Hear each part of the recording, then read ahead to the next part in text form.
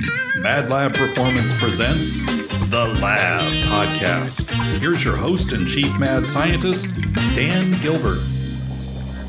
Hello and welcome everybody to The Lab. With me, as always, is Luke Tiger King Hillman. Always. Take it right out of your mouth, Luke.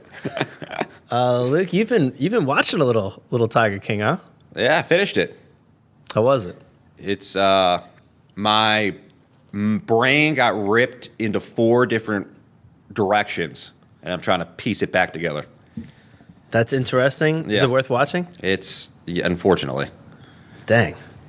Well, I'm glad that you've been so productive with your time in quarantine. Here. I'm a patriot. I stay home. All right, that's about what a patriot does these days. I see that. All right. Today, speaking of staying at home, we're going to be talking about at-home workouts. Yep. Some mistakes that are made, maybe some equipment that might be needed, some different variations, movements to concentrate on, that kind of thing. Take us along this road, Luke Hillman. Well, I'm trying not to get distracted here by seeing all these people run the Popeyes, but Popeye's line is strong these days. yeah. You should probably tell people where we are. We are at the Mad Lab Performance Studio, as in at our actual location in a shopping center with a Popeyes across the street from us. 6 feet apart, of course. I would say Mike's probably 10 feet away. So Too far away, Mike. Yeah. Too far away. But we just sit here and we see the line for Popeyes grow. Although today it does not seem horrible. But Popeyes and Starbucks run this shopping center right now. they definitely do. For sure. Essential.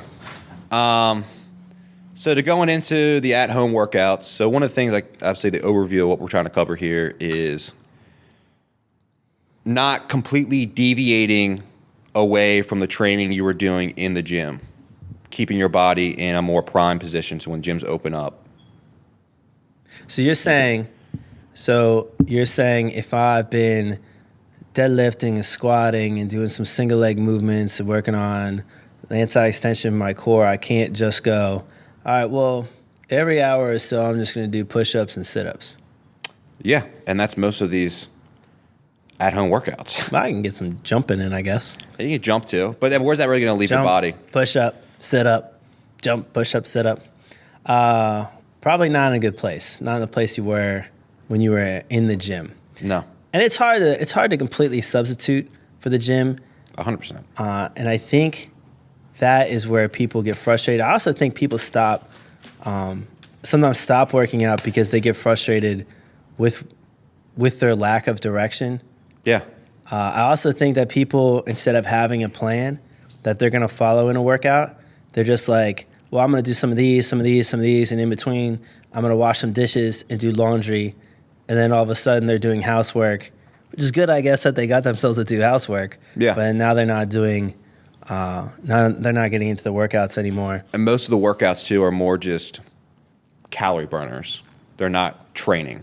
It's not building up certain movements. It's not building up certain muscle groups. It's just all focused on burning calories. So you go from your gym routine, which is typically about literally training your body and building it up, as opposed to now you're going and just doing intense calorie burning workouts, which will eventually just decrease your strength gains, your muscle gains.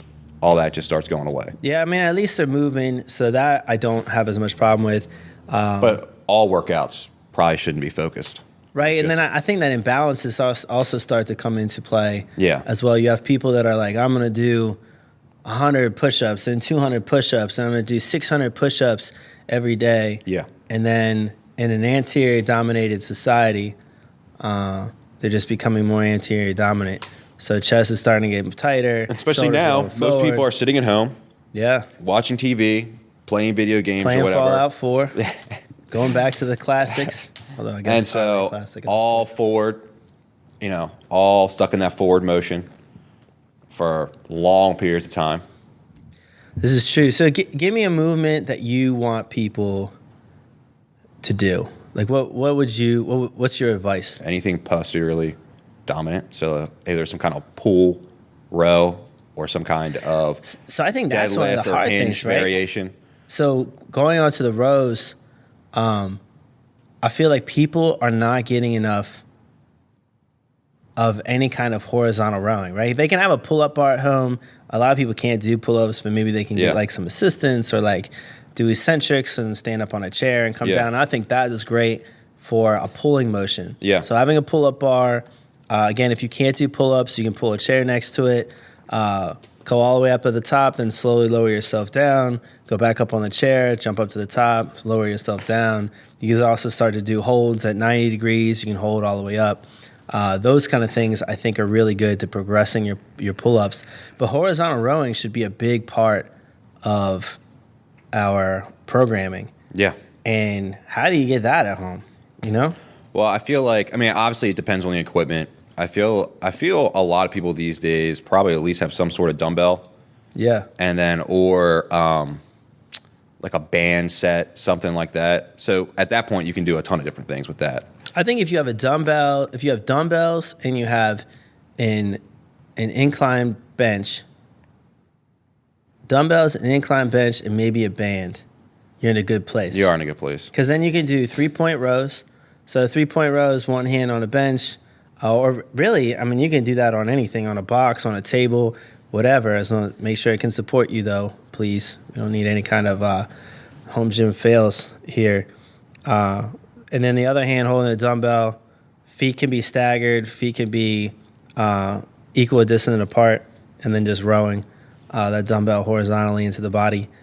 And then the chest supported row, you can have like an incline. On the point you were saying with the doing some going into the staggered step that you were just talking about, if you have lighter dumbbells, obviously you're not going to be able to replicate those big compound movements that you can do at the gym. Right. But you can still go into single leg exercises and create. Well, that we'll go into a second. I agree with you. Okay. But let's stay with rowing for a second. Yes, sir. Because rowing is just the most difficult thing. Yeah. Like if you're doing virtual workouts with your clients and you're working them out in where they have no equipment at all, trying to get creative so that they can do some kind of horizontal pulling is difficult. If you want to get creative, I would say the easiest way is everyone has a duffel bag, everyone has a backpack. Right, they can row that. And you can row that. You can either rig that up to do single arm with the backpack. I like, if you do the duffel bag, it's actually a good width. So you can do a nice bent over row with that. Yeah, you can obviously put stuff in it. Yeah. I'll tell you another thing that I rode for a while until it got really heavy. I used to row Jack, my kid. So now he's starting to get up there, though. So single arm rowing him is difficult.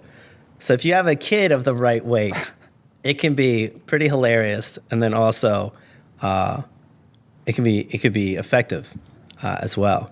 I think if you have dumbbells, it's great. You can at least do 3-point rowing, stagger stance rowing, that kind of stuff. If you have some kind of incline bench, you can do 2 dumbbells at a time and do chest supported row, which is a great exercise. So your stomach's flat on the bench. You have a slight incline. Dumbbells are down towards the floor, and then you're rowing as well. If you have a TRX, I think that's one of the best investments. That is one of the best investments that you can make. Like if I was going to tell somebody to invest into one piece of equipment at home, it'd probably be. And even like if you have like you're trying to like build even like a little at home studio. Yeah. Like even something like TRX is something. Some kind of suspension chain. Yeah. It doesn't exactly have to be TRX. No. You can be like one of the, as long as it's like a well-reviewed off-brand. I like TRX just because I trust it and we've used it so many times and we know some reps and stuff. But yeah, I would say horizontal rowing is one that gets completely lost in a lot of these at-home There programs. is no rowing. Yeah. There is no rowing. Yeah. It's all push-ups, it's all pressing, and it's all a lot of sit-ups. And then like jumping jacks and some crazy movements. Which once again, burn calories and that's cool. But from an actual training standpoint.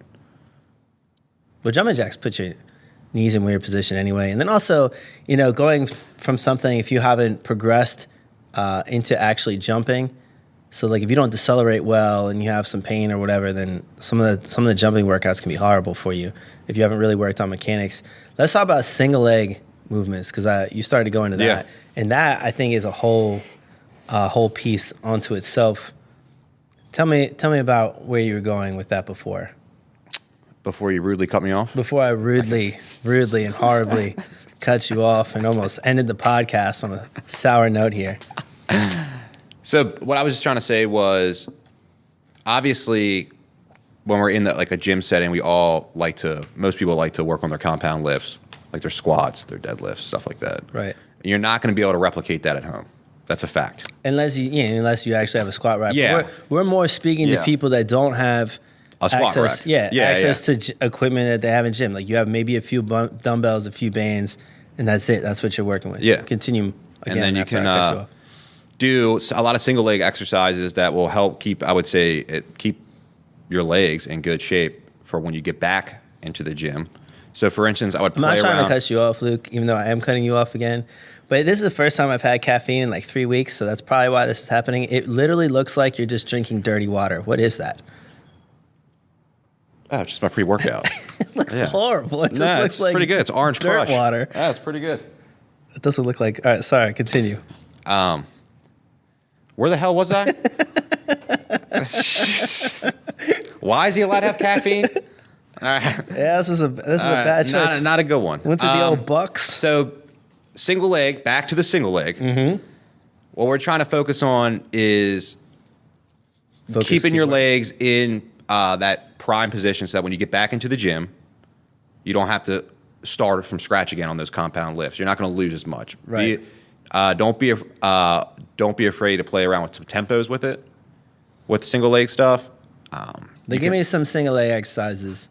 The that you were stagger step deadlift, single leg. That's a great one. That's a really good one. You're in a stagger stance. You either have a bar or some dumbbells in front of you, and pretty much you're replicating the deadlift with just the leg in front of you. What's happening now? I got a little confused. I got a little distracted here.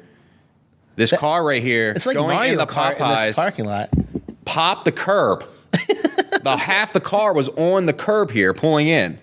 I don't know So what it is. it's distracting. One of my favorite things is watching somebody hit a curb in a parking lot. And I don't know why that gives me. Half the car was on top of the curb, and they just It stopped. just cracks me up so much because if they're not really doing any damage to the car, so it's not something terrible like an actual accident, but it is. It's almost like somebody like falling down and like in some kind of video or something like that, and they don't actually hurt themselves. I love the curb ram. It cracks me up, and it is like Mario Kart in this parking lot. Like people are not. There's no rules. There's only lines for Popeyes, and that starts to get intense. We saw a couple people get a little aggressive. Yeah. Right, this guy's coming, and everybody stares at us while we're in here too, as well. Once again, let's refocus this. So Dan, bring us back to the single leg. Yes, And you were talking about your favorite one. stagger stance, step. stagger stance, Stagger stance. deadlift, stagger step, whatever you want to call it. That way you have something to balance on. You can do more of a load that way. You can also do your single leg RDL for more foot stability, where your leg actually comes off of the ground, and you're really concentrating on. You have some anti-rotation core going on in there, which is really good, and I think that should be a part of your programming as well. What else, Luke? And you're working your legs doing prime movement. So you're hinging. It's a hinge. Yeah, You're right, still right. working on your hinge. And then you can do reverse lunges. You can do conventional forward lunging, split squats, Yeah, all you that do kind of all your stuff. different And they're lunges. all movements. Right. They're all important movements, so you can keep pretty much fresh that way. I mean, no matter how skilled you are coming out of this, like out of the gym or whatever, if you stop doing these things, it's going to feel weird going back. Very much Like so. that doesn't Your matter angles what are your gonna be level off. is. Yeah, your angles are going to be off. Like you were saying with the anti-extension with the core, not focusing on that as much. Then people Yeah. get in there. That's a huge part of big compound lifts is core. And I would take some of these exercises, especially some of the single leg exercises. If you're not used to doing them, I would have a video. I would have a video of it, and then have somebody else watch you and see if you are replicating the video. Like one of the things that people consistently mess up in these single leg exercises. Let's just take like just a split squat, for example, Yeah. right? Would be their torso angle. Yeah. Right? Torso and shin should be parallel. What that starts to get screwed up as you're doing more and more reps at home and no one's watching you and you're not really watching in the mirror. Also, hip-knee alignment gets messed up, right? So that's another thing to what you're saying, and I am going to cut you off. Yeah, go ahead. But what's what you're saying you got 4 more at least that you owe me. What I was going to say with that is, you mentioned about the reps, like the form goes away. Yeah. And I know that typically happens because when you're at home, you focus on higher reps to get the heart rate up. Yeah. That seems to be. Whatever rep count you're doing, whether it's 5 to 20, it's got to be 5 to 20 real reps. Yeah. No half reps, none of that. You're not going to get if you just want to get your heart rate up, you can just run around the block. Right. Yeah. You know what I mean? You really could just sprint and do whatever. Yeah. Conditioning is the easiest thing to train into somebody. It's the easiest thing. It's one of the quickest things that you improve upon. But actual strength and movement skills, I think, are so important to human beings in general, but definitely at this time. And I think that at this time, that is a danger. People are in danger of losing those skills. Or maybe they've never had those skills, you know? And it's something that I would really like them to concentrate on. And we try to do that through our at-home programs. MadLabPerformance.com, shameless plug, of course. So we have our Train Heroic database of exercises, and we have videos of all of those things as well. But even if they're not using those, I still want them to be able to listen to this podcast and then glean some information and start to research some of the stuff on their own and be like, okay, I now know some of the stuff that I'm supposed to be doing. Single leg exercises, again, make sure that you have your hinges in there, like staggered stance deadlift, your single leg RDL. Your bridging concepts, I think, are so important because it's a very glute-dominated hinge. So whether you're doing, I think you should do variety, both bilateral and unilateral varieties of single leg hinging. So like your single leg bridge, I think, is a really important one to focus on. So you're really focusing on some glute exercises. You can weight them with dumbbells, or Tempo. Again, children. You can use children as I did a workout one time with Jack where I used him. The hardest thing that I had to do with him was half kneeling overhead, so that was difficult. But I used him for that. I used him for a row. I used him in a squat jump. Mike, can you picture and I used that? him as a plank. Dan half kneeling, pressing his son. Yeah, he just wrapped his arms around my arm and his legs around my arm, and then I just pressed him Can you up. imagine the grin on Jack's face as he's getting? He loved it, and he loved the jump squats as well. Yeah. So, or if you're not strong enough to jump squat your kid, just squat. Just use them to squat as well. You can do weighted bear crawls with them. Make sure that your shins parallel to the floor and that you don't have like your butt up way high in the air, or you're not wagging your tail. Well, your all over the sister, place. who uses our online service, uses her kid. Yeah, for she carries. does. Yeah. She uses little Rory, which is probably the cutest workout in the world for sure.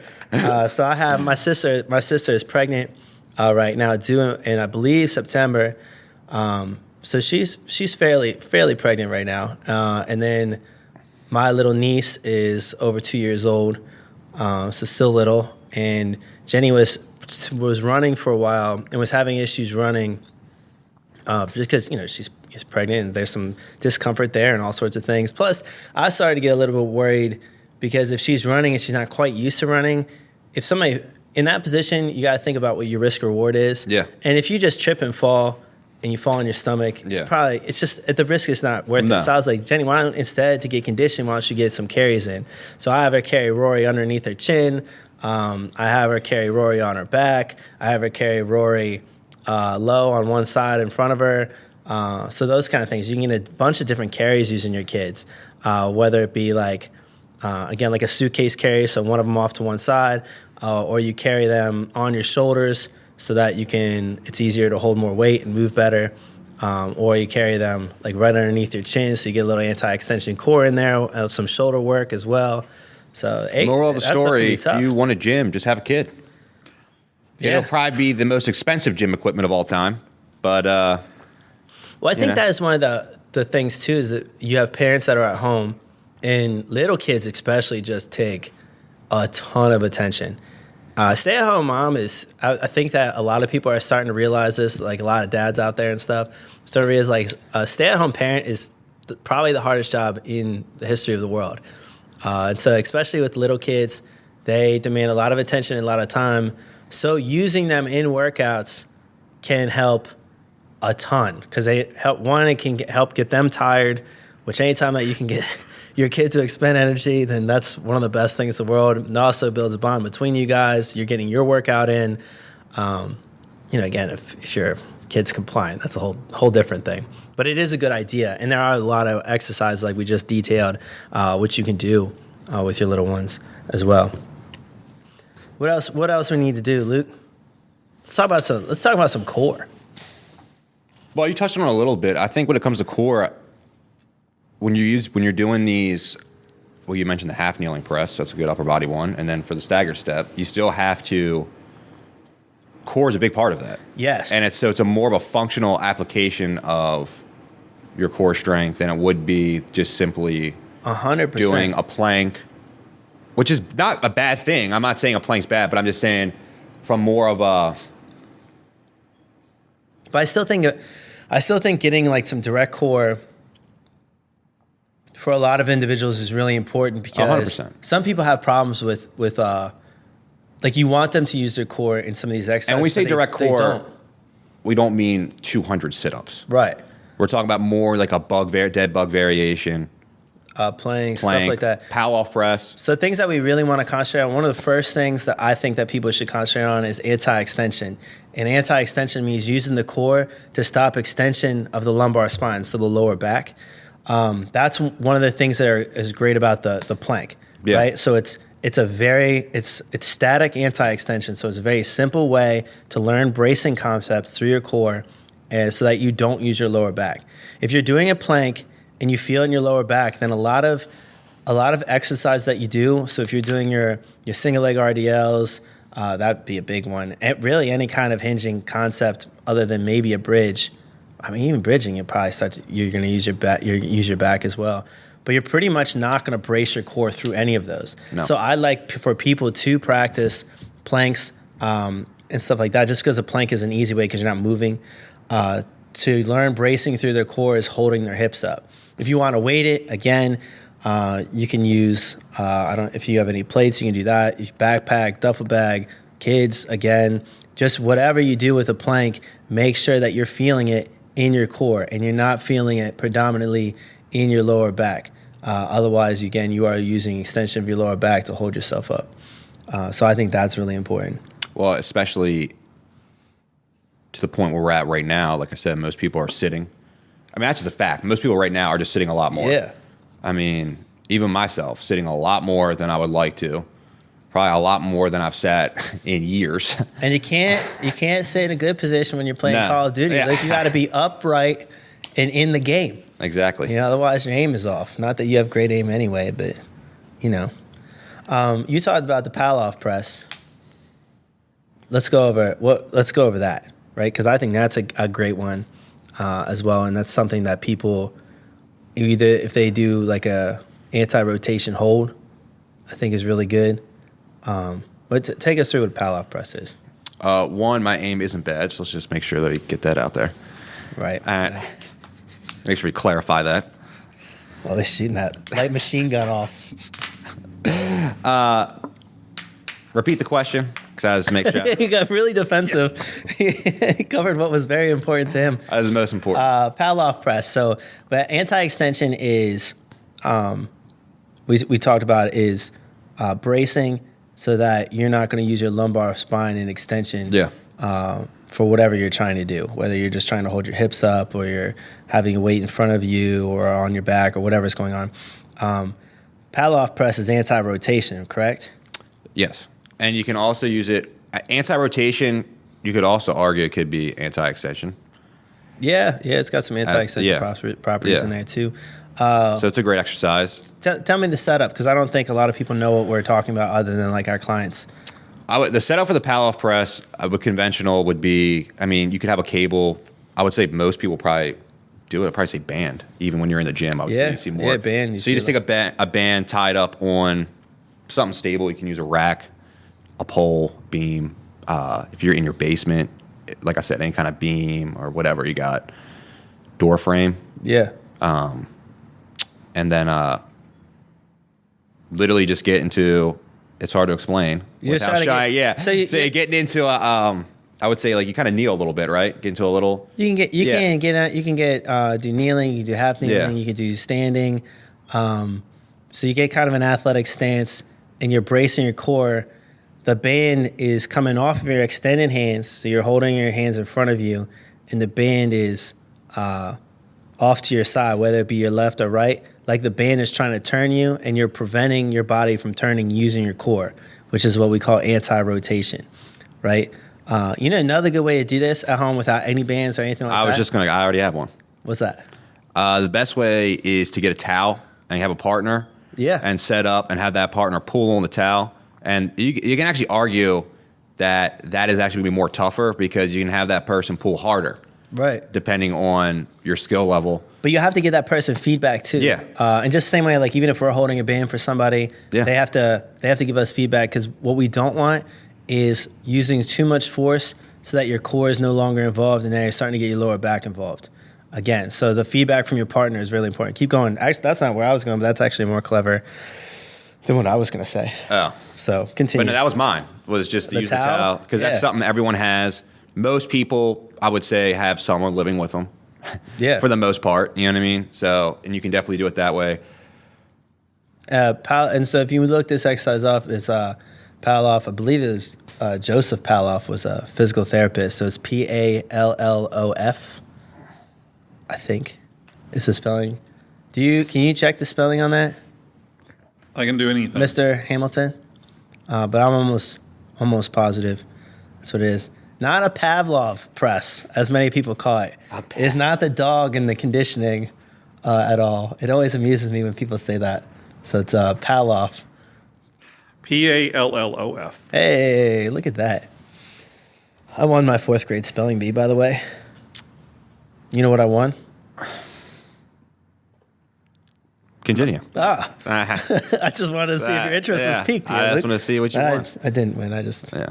wanted for you to be impressed for a small amount of time. Yeah. I don't even know if I've ever entered a spelling bee in my life. That Popeyes line is empty now. Maybe they've heard some of this podcast, or they've heard our comments from before. So I don't know what it is, but it's not. Maybe it's the weather. Looks like it's going to rain. It looks like there's going to be some kind of crazy Snowstorm. something. And it's not super warm outside, which is upsetting to me as well. Where are we here? Oh, anti-rotation. What about rotational stuff? Well, you just named a good one. Pallof press still hits anti-rotation. No. Yeah, no, that is anti-rotation. Yeah. Let's talk about what about rotational? So things That's that tough we to can do at home. But not banded, right? So banded, Yeah. you could do. Yeah. You could be like in a half kneeling position, put the band, attach it to something low. Yeah. And then turn low to high, which I think is an excellent one, and a skill that a lot of people don't have. Again, you just got to make sure. At first, you probably have to use a fairly light band. Yeah, it's going to be tough. That yeah. was tough with the band. That's probably pretty tough with the band. Yeah, you gotta have to have a light band for sure. So stuff like that, I think. Any kind of, you can even take the Pallof press, press out in that position, and then rotate to the side. Just make sure that the foot that is closest to the band is rotating, and that hip comes out, and your head follows your hands the whole time. On your rotational movements, you definitely want to get hip movement in. So one hip should flex, one hip should extend. And then you could go. You could also go high-low if you wanted to. So you can do some kind of chopping movement, which I think is really important. These are just important just because when you move things around, like if you're moving boxes at home, kids, anything like that, then you being good at that movement is so important for protecting your lower back, I think. And then also it helps you develop a core that is nice and strong for your lifts and stuff, but then also for those of you that are doing body competition, not competitions, but composition, have body composition goals, then it also helps for a more aesthetically pleasing core, as we say. Yeah.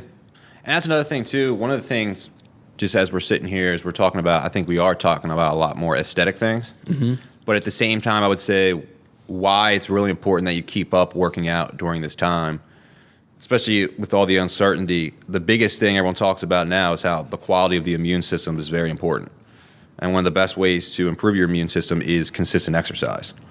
And exercise is a good way to dampen a lot of these pre-existing conditions, such as or not just pre-existing conditions, but conditions people have, as well as like high blood pressure and stuff like that, which make this virus. I think exercise is more important than ever right now. Yeah, I totally agree. You know, and I mean, it's been fairly well documented that the better shape that you're in, the healthier you are, the better chance you have of kind of mitigating some of the risks that this virus has and like its effect on your body. So look at it more too, not just like an aesthetic thing and stuff, but also a health thing. Yeah. And again, Keeping even just an yourself overall healthy. movement, even if we're not even talking about getting sick, you're sitting a lot, protecting your back. Yeah. You know, having some good lower back health, having good hip health, having good knee health, stuff like that, especially if you're going back to a job that you're moving around more in, and then you're coming from sitting on your couch forever, or just playing with your kids. I mean, some of them, especially as they start to gain some weight and some muscle, are rough. So you got to be in shape for these little ones, for sure. What else are we talking about, Luke? So let's talk about some. Let's get some overhead and some pushing in. Well, Let's talk about some pushing. I think that's probably what everyone's getting in at this point. Is It's the pushing. easiest to get That in is for definitely sure. the easiest. I would say for any type of pushing, I would recommend, as my personal opinion, I would say most people have weights at home. Besides our man Mike over here, Mike's got the best weights at his house. Oh, Mike's got pretty much. He yeah. almost has a better gym than we have here. Yeah, and so most people I would say have lighter dumbbells or something like that. And for like overhead, half kneeling's good.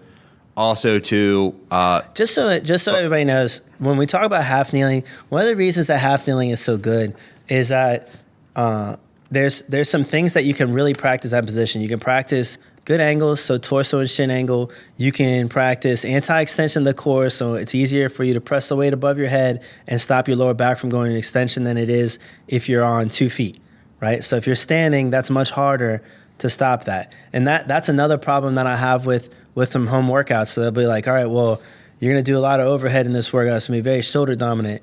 But then to keep up with the reps and to keep up with whatever weight you're using, you start to really arch that lower back so that you can, or maybe your mobility is just not good. You start to arch the lower back to get better mobility, which causes a lot of issues in the lower back, and you're not forming your shoulders the way that you want, and you're just not getting as strong, and you're not getting your core involved as much. Continue, Luke Kilman. This is only the 7th time I think that I've cut you off. I got 3 more, and we're gonna double digit this. And then so that's a good unilateral one. So half kneeling is a great. Well, other thing I was going to suggest too as well is just a kneeling overhead press with dumbbells. So when that Like bilateral? Bilateral. Yeah. So why is it? It's even better than just sitting down because you really can't cheat, and when you do, you feel it.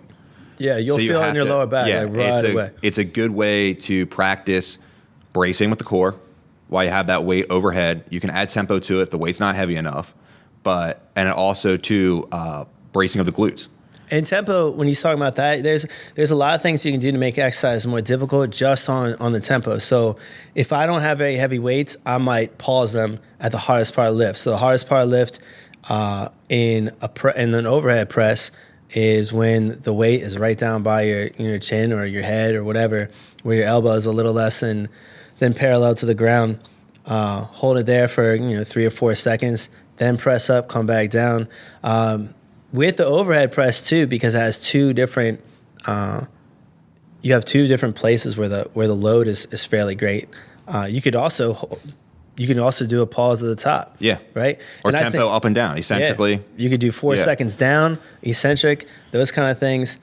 So adding tempo into your lifts, even if you're just doing a push-up and you do pause push-up for like 4 seconds, push up, come back down, hold 4 seconds up, and then you can go into quick push-ups after that. Can fairly exhausting to change the tempo. So there's a lot of ways that you can use whatever weights or whatever body weight movements you're doing at your home to make them more difficult. On the overhead, I think one of the things that I like a lot, if you're starting to feel a lot in your lower back when you're pressing, if you just take a lighter weight and instead of pressing, just work on your overhead holds. Yeah. Right. So I have a client right now that we're working on shoulder stability. So we're just working on overhead holds because they have a little bit of a problem of pressing and getting the lower back involved. So I think that's important too. Yeah. That's one of the reasons why I actually like the kneeling bilateral one. Yeah. And I actually use that for myself personally to improve my overhead press. You're big on the overhead press. Overhead press and rowing. That is Luke Hillman. Although I did in this quarantine, I did convince you to start doing some sled work. Yeah. Just 'cause that's something that was difficult to replicate at home. If you have a smooth floor and you wanted to do some kind of attempt at something sled-like, you could push a towel across the floor. I just push my car. I don't know what Dan does. I just go outside and just push my car. You could also, honestly, you could do that too. If you're going to push the car, please have somebody very responsible in the driver's seat that's not going to just slam the brake on you. So this is when you shouldn't use your kid? Yeah, probably using your kid for this is not the greatest idea in the world. So please, if you do use a car to push, it can be great exercise. Look at this guy. It's Formula racing at its finest. Just rip through these parking lots. No lines, no rules. Stop signs. It doesn't matter. It's quarantine time. All laws are gone in this shopping center. Sorry for the distraction. What else you got for us, Luke Hillman? So, I mean, from there, one of the things we can touch, and we don't touch too long on this, but range of motion. Quality reps. We talked about it a little earlier, but we never really got into the importance of range of motion. Not only is range of motion, of course, important when you're in the gym, but especially when you're at, I mean, I think range of motion is important no matter what. But, yeah. But when you're at home, I feel like even when you watch, I mean, we all have Instagram, and we all see what's out there. Yeah. Okay? And when you watch it, it's just a lot of these half reps as fast as you can. Yeah, because it's not good. Again, I think they're trying to hit a certain rep range. Yeah. Or they're trying to do a certain weight, and then you have people that are like, oh, well, I've been doing push-ups, so I can now do 40 push-ups in a row. And you watch it, and then like T-Rex it, and you're like, well, I don't think you've now done 12 push-ups, and I don't think you've completed a full one yet. Yeah. They've all been like a 15th of a rep. You got two more, and that counts as one, maybe? I don't know. And also, too, when it comes to that stuff, like you can still play with push-ups and stuff like that. You can play with the tempo. Yeah.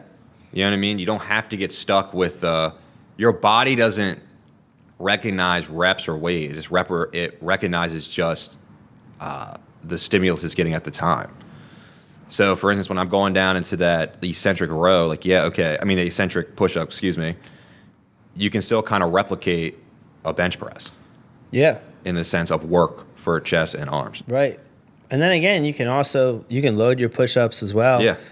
With people. Yeah. If you have people at home. Otherwise, you can put stuff and weights into a backpack and do stuff like that. You can also, to make things more difficult, you can do things from a deficit. So you can put your hands up onto something, whether you're going to use like dumbbells or just any kind of like slight platform, and do kind of a deficit push-up so you can get more range of motion in there. You can also do the same thing with any of your single leg exercises for any of your lunging or your single leg squatting, if you're doing reverse lunging or you're doing a split squat, or you can do RFEs at home off of a coffee table, or that's rear foot elevated so your back foot's on. And that's a great exercise, important exercise that you can do literally at home. Yeah, and it's not like you can be on something slightly raised so that you can get more range of motion there.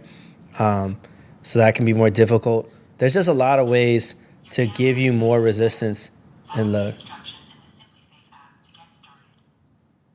Was that an alarm? Yes. It was. I said it must have said some kind of keyword I'm just trying to that chime made in this here. thing. Yeah. I don't know. Maybe we have a fourth into this podcast. That, I don't know. Our alarm system just started talking to us about something. I must have said. They told us to something. look at the instructions. I Who think knows? It's probably for life. If it goes off, we'll know why. Because I didn't look at the instructions. Yes. That's why most things happen bad in my life, I'd imagine. But unfortunately, a lot of things don't come with an instruction book. Not that I'd read it anyway. Instructions are just guidelines. So again, I think that making sure that you have good balance in your movements is really important. You know, you don't want to have 5 pressing movements or like 10 pressing sets in a day and no pulling sets, right? Especially if you have no horizontal pulling. Yeah. You want to get some balance. You should really have more horizontal pulling than anything else. I mean, you can be doing face pulls with bands. So it's tough to get bands at this time, but it's still possible. So you can still buy some bands. I'd look around for stuff like that. I would definitely look into getting some kind of suspension trainer. Whether I know that a lot of them are out there. If you can't get TRX, there's some off brands that'll work that you can hang from your door frame. Stuff like that is really simple. Or you can go outside and sling it over a tree and be able to do like inverted rows with body weight. You can, to make that more difficult, you can start to put your feet up onto something. Stuff like that. That makes it harder as well. For your core, you can do your anti-extension stuff, so your planks. You can do your dead bug variations as well. You can do your paddle off press and hold and anti-rotation holds for your core. You can do your rotational, so whether low to high or high to low, so any kind of chopping patterns, rotational patterns, those kind of things you should be getting those in. Your lunging, if you're doing reverse lunges, make sure, or if you're doing like an RFE or a split squat, make sure that you get some lateral stuff in there, whether it's a lateral squat or lateral lunge. I think that's really important as well. Just getting balance to your movements and making them more difficult by using stuff that you have at home to weight it, using just a few bands, maybe some dumbbells. Your suspension trainers are good. And this is, if you have access to a rack and bars and stuff like that, then that's a completely different thing. Then you pretty much have a gym in your house. We're just trying to help you out for things that with minimal equipment. And I think that's where people struggle. Also, come up with a plan before you're doing your workout, right? So like, I'm going to do X, Y, and Z. I'm going to do this many sets. I'm going to do this many repetitions. I'm going to rest this much in between. And that helps, especially when you're at home, because let's be real, it's hard to get at it when you're at home. Yeah. That's just a fact, and there's nothing to be ashamed of about that. And schedule it. Yeah, scheduling. So I'm going to do this at 4 p.m. no matter what. And dress in your normal clothes. Like, you got to be dress in your normal gym attire. You got to be all... You got just suit and tie it. Well, because it's a mental thing. You got to be... If you're just... Because then you're committed. You're committed. Yeah. And if you're just, let's say you're doing what you woke up in or something like that, you're just not going to feel the same. Right. You know what I mean? Right. At the end of the day, it's still a very mental thing.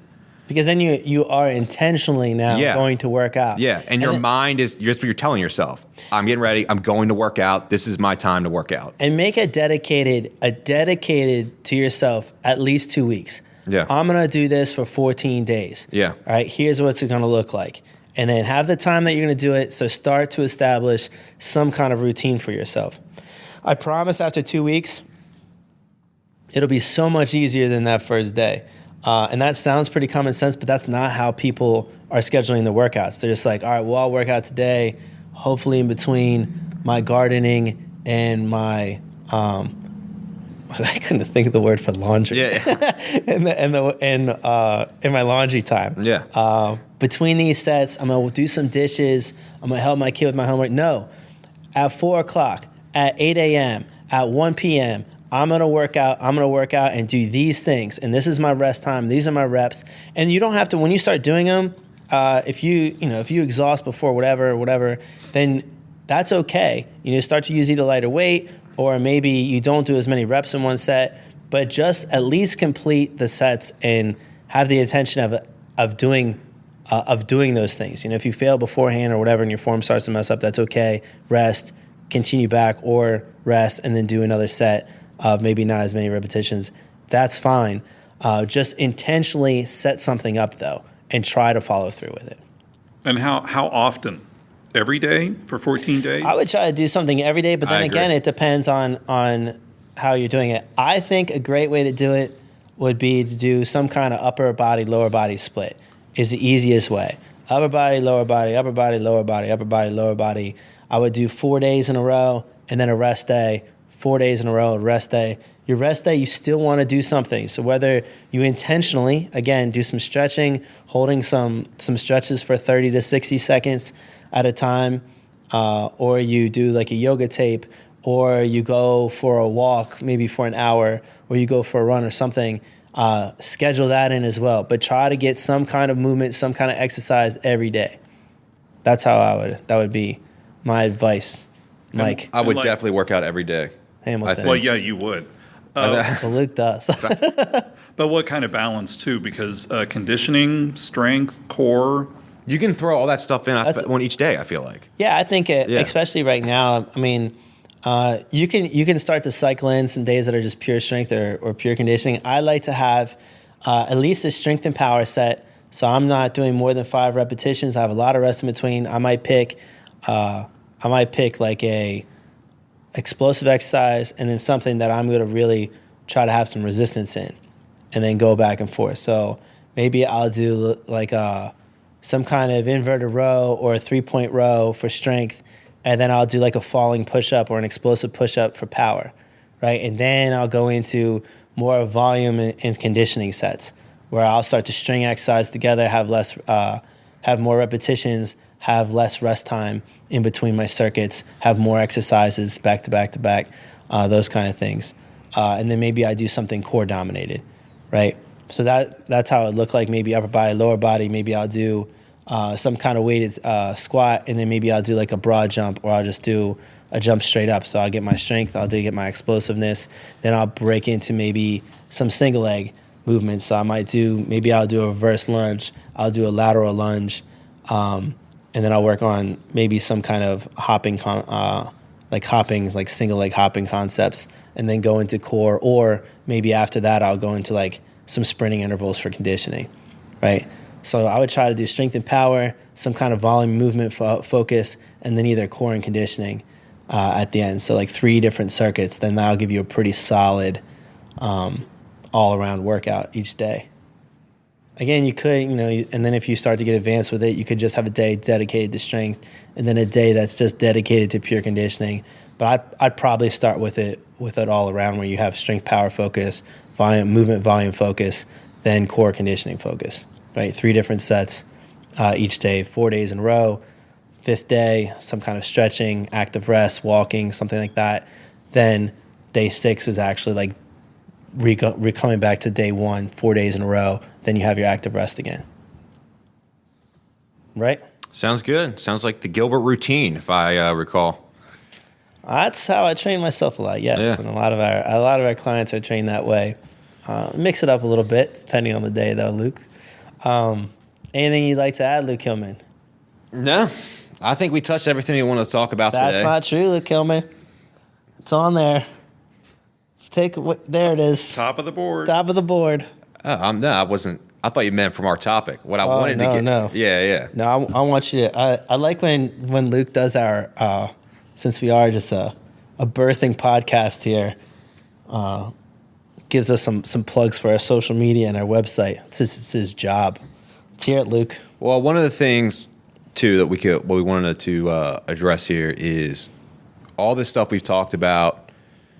You get this a lot and more from us specifically. We have great programmers with us who do this stuff all day. We have a nutritionist as well. Props to Kaylee and Josh, nutritionists. I use Zach for nutrition right now, and I've lost 9 pounds. Yeah. So we offer all those. It's helped me a lot. Yeah, offer all those resources.